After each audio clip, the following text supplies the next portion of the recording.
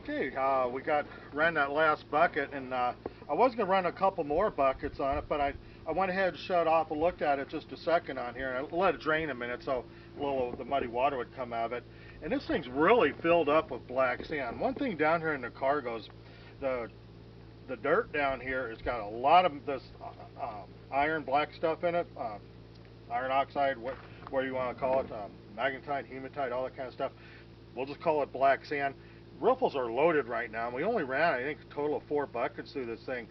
Maybe even a little bit too much. If I'm looking on here, the riffles are already packed. We're probably right at the edge. It's a good time to shut down here and clean out. Let me go ahead and get the mud bucket out of here. This is always the messiest thing down here in the desert when you're doing this, is making muddy water. I'll get this off for our tailing pile. We're not going to need that. I'm actually going to start this thing here, get this set up.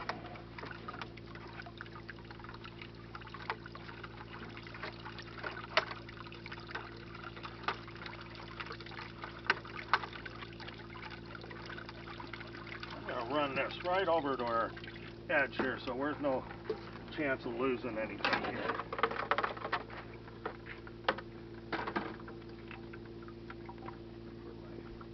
Little scoop go. There it is.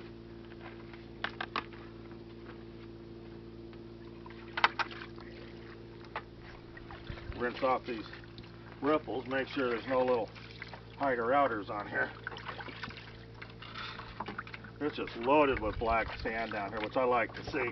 It always makes it fun for detecting, and that's where ground balancing down here is so important when you're detecting in this area. But get all that stuff off there. Okay.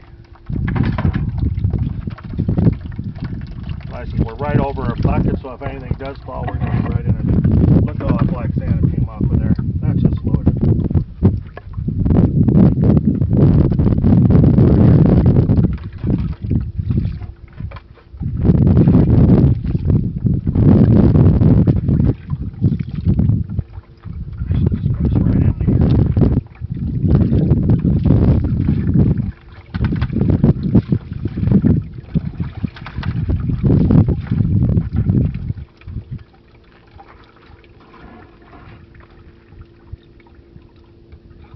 Looking up in here in our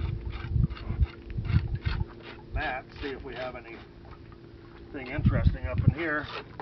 This is in our black matting.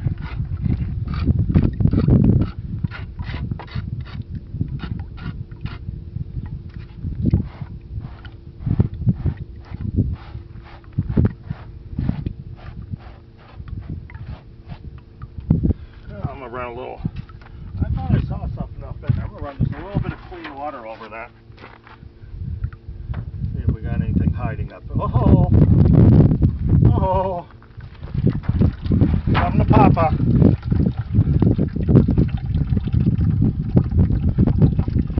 Need to flick to macro on the camera there. Here, sorry to get out the thing right there. And look at that, it's got a little piece of quartz. It's about half quartz right there. Holy smokes. That was just sitting in the mud. I always like to check the black mat first. If you have any nice little pickers, that's where they're going to probably end up on it. And I don't know what size that is. Probably, oh, I bet that's 10-15 grains. That is nice. I'm going to switch back off here. Closer. Let's put that in.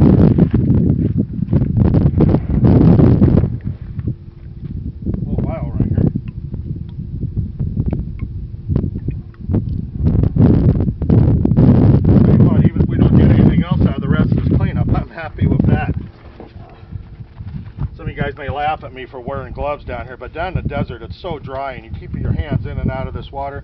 Boy, by the end of your trip, you're got splits and cracks and everything else on it.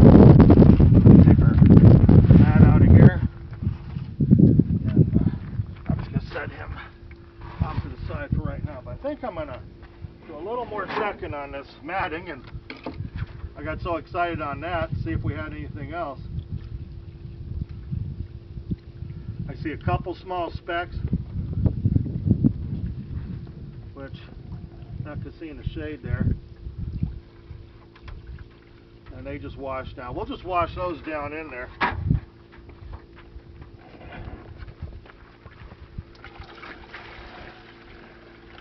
Unless I'm doing everything over this bucket so we don't lose anything. Tell you what, you don't find a lot of gold down here in the desert, so what you do find, you've worked hard for it. You don't want to lose it. It's not like fishing where you throw the nuggets back and they grow up for next time, become a little bigger. This ain't catch and release. Okay. Looks pretty good.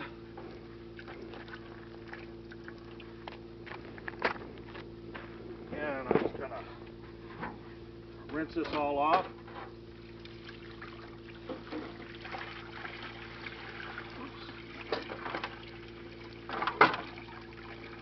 Black sand in there.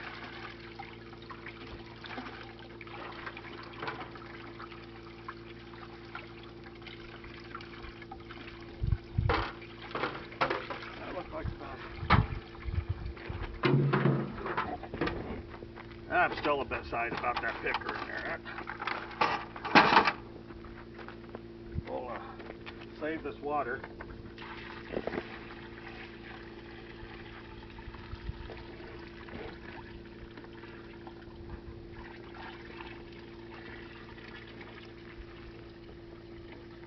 Okay.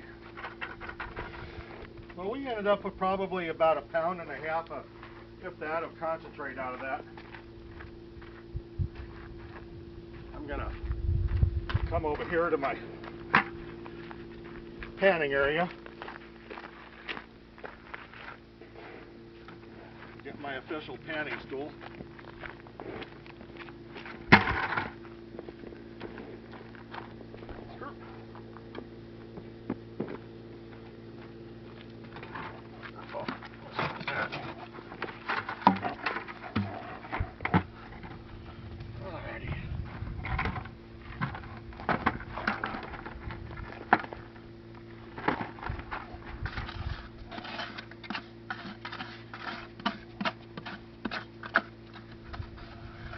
I'm going to just take maybe about a handful at a time.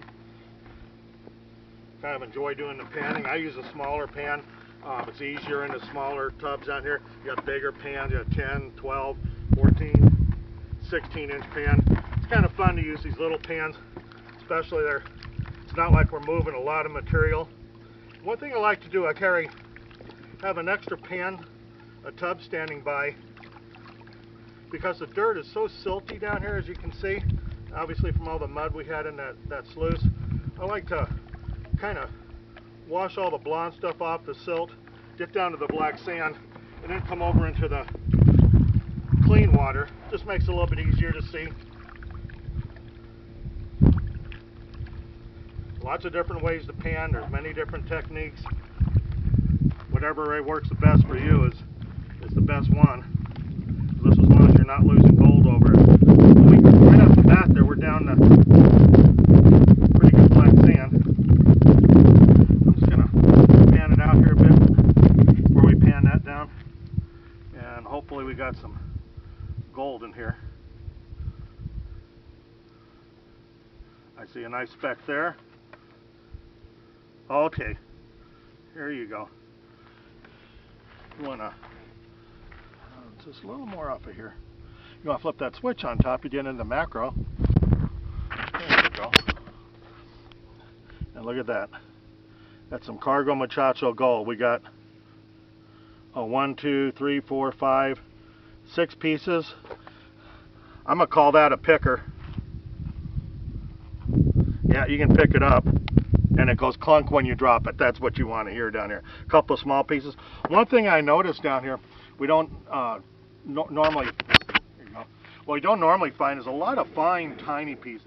You know, not that these are huge by any means, but you don't find a lot of the flour gold and stuff. Most of the gold out here in the desert, probably 75–80% of what we're getting from our area here is a little more chunkier pieces, which is kind of nice. They're fewer and far between, it's not like you're getting this and have this big rainbow of flour gold on here that you have to worry about, or your black sand's got all the really fine flour gold in it. Most of the stuff is a little bit chunky like this, and it's kind of nifty.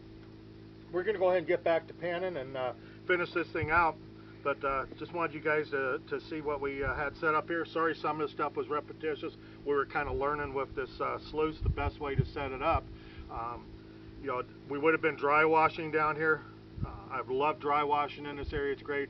But like I said earlier, it rained a few days ago before we came down here. Rained close to an inch, inch and a half, and the dirt's just too wet to dry wash. Too much paint to lay it out and dry it out on tarps and all that. So we set up this recirculator, and as you can see, we did pretty good for this. This was probably a total of a half a day's work, and I still got some more buckets to pan out. We're going to rerun all the rest of the tailings we ran through when we had the bricks in there and see what we get of that. So hope you guys enjoyed it, and go out there and hope you find some color in your pans. Good luck.